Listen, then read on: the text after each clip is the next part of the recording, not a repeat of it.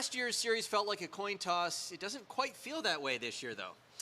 No, it's interesting, Mark. I mean, a year ago, I canvassed a bunch of different organizations about this series, and it really was a 50-50 split, as it should be. It went to Game 7, as we know, it was closely played. But I did this again over the weekend where I canvassed 14 front office executives and 5 head coaches.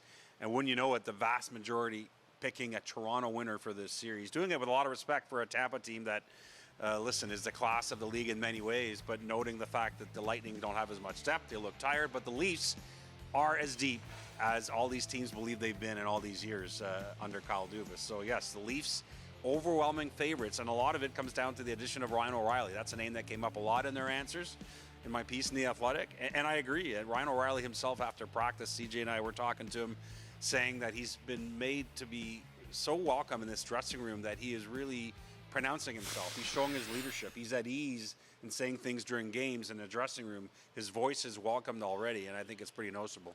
Well, and this series is going to be solved on the ice or decided on the ice, of course, but the Leafs have done a lot of work off the ice in the lead up to these playoffs because this is an unusual circumstance. It's not just Ryan O'Reilly. You've got 4 other players in addition to him that will be playing in Game 1 that were just acquired in the days and weeks leading up to the trade deadline. And you know, that's sort of changed the complexion of the team, what they can do. But they've spent a lot of time, Pierre, trying to team build, to do things to feel a little closer because you know, we know these playoffs, everyone's got to stick together, I think, and there's so much heat on the group.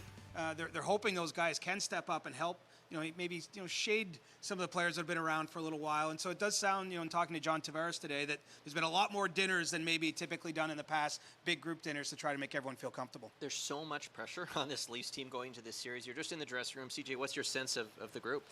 It was relaxed over the weekend. I noticed a change here Monday with the practice they had. And you know, you see it on the ice, sort of the focus of the practice, not so many smiles and laughs, you know, a lot more attention to detail. And then even just in their interactions with us, Sheldon Keefe, I thought, in particular, seemed very focused with his answers, was a little shorter than normal.